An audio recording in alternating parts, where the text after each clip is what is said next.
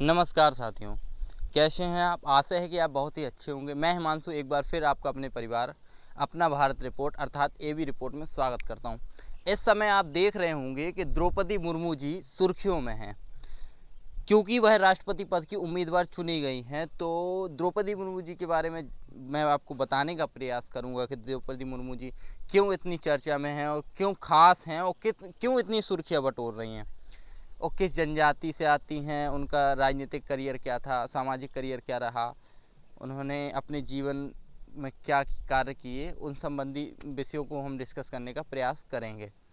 तो बात शुरू होती है 20 जुलाई 1958 की। 20 जुलाई 1958 को द्रौपदी मुर्मू जी का जन्म भारत के एक राज्य उड़ीसा के उड़ीसा का जो डिस्ट्रिक्ट होता है मयूरभंज डिस्ट्रिक्ट में बेदापोसी गांव में उनका जन्म होता है। बेदापोसी गांव में उनका जन्म होता है। उनके पिताजी का नाम था बिदंची नारायण टुडू। ऐसा भी कहा जा सकता है कि उनका राजनीति से पुराना संबंध है क्योंकि दादा और उनके पिताजी गांव के प्रधान रहा करते थे। द्रौपदी मुर्मू जी संथाल जनजाति से आती हैं। आप सभी जानते होंगे कि भारत में जनजातियां बहुत अत्यधिक हैं, या कह सकते हैं कि भारत में भी जनजातियां काफ़ी ज़्यादा पाई जाती हैं। उन जनजातियों में से ही एक है, सर्वाधिक जनसंख्याओं वाली जनजातियों में से एक ये भी है जिसको संथाल जनजाति कहते हैं, जिससे यह बिलोंग करती हैं, जो कि राष्ट्रपति पद की उम्मीदवार चुनी गई। तो बात होती है उसके बाद उन्होंने अपनी करियर की शुरुआत की एक शिक्षिका के तौर पर। उन्होंने शिक्षिका का पदभार संभाला, शिक्षक रहीं, कुछ समय उन्होंने पढ़ाया। फिर उसके बाद वह उड़ीसा के सिंचाई विभाग में जाकर के जूनियर इंजीनियर के पद पर भी उन्होंने कार्य किया। जूनियर इंजीनियर के पद पर कार्य करने के बाद उन्होंने कुछ समय के लिए अपना काम छोड़ करके समाज की ओर एक नई दिशा देने का प्रयास किया। बात आते आते पहुंची 1997 में। 1997 में उन्होंने प्रथम बार पार्षदी का चुनाव लड़ती हैं। पार्षदी का चुनाव लड़ करके वह जीतती भी है।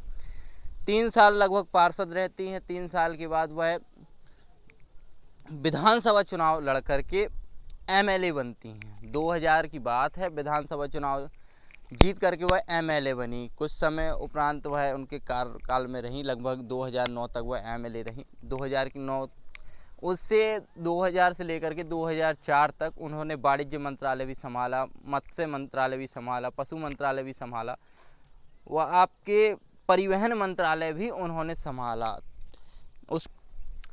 उसके बाद लगभग 2015 की बात है। 2015 में उनको झारखंड का 9वां राज्यपाल भी बनाया गया। अर्थात कहने का मतलब ये है कि द्रौपदी मुर्मू जी को 9वीं राज्यपाल बनी झारखंड की, जो कि एक महिलाओं के प्रति जो हमारे समाज में स्तर है महिलाओं का, उसको सुदृढ़ करने के लिए उन्होंने कार्य किए झारखंड में, जिसके महत्व को देखते हुए उनको राष्ट्रपति पद का उम्मीदवार बनाया गया। राष्ट्रपति एक संवैधानिक पद है जिसका वर्णन संविधान के भाग 5 व आर्टिकल 52 से लेकर के आर्टिकल 58 तक हमको देखने को मिलता है। हेड्स ऑफ इंडिया होता है, यानी भारत का प्रमुख होता है। भारत के प्रमुख पर ये अगर द्रौपदी मुर्मू जी राष्ट्रपति चुनी जाती हैं तो भारत की दूसरी महिला राष्ट्रपति व भारत की प्रथम आदिवासी महिला राष्ट्रपति होंगी, जिसके लिए गर्व की बात है। जो महिलाओं का स्तर हमारे समाज में है, उन सारी चीज़ों को पछाड़ करके वो राष्ट्रपति के पद पर पहुंचेंगी। एक निचले स्तर से लेकर के वह राष्ट्रपति के पद पर पहुंचना एक बहुत बड़ी उपलब्धि होती है। हो सकता है कि वह राष्ट्रपति पद की बनने के बाद, राष्ट्रपति पद को संभालने के बाद, वह महिलाओं के सशक्तिकरण से लेकर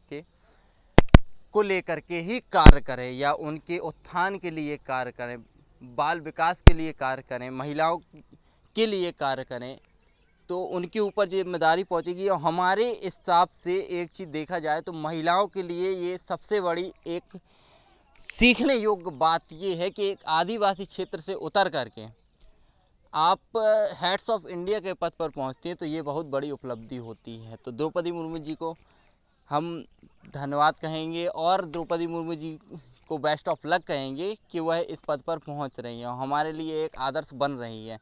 उनसे अगर आप सीखना चाहें तो आप सीख भी सकते हैं। तो चलिए, आपको वीडियो पसंद आए तो लाइक कीजिएगा, सब्सक्राइब कीजिएगा। मिलते हैं हम आपसे नेक्स्ट वीडियो में। तब तक के लिए जय हिंद।